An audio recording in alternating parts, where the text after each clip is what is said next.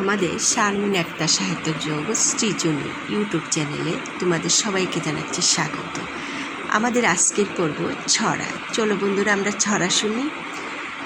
ছড়ার নাম লালটু বল্টু।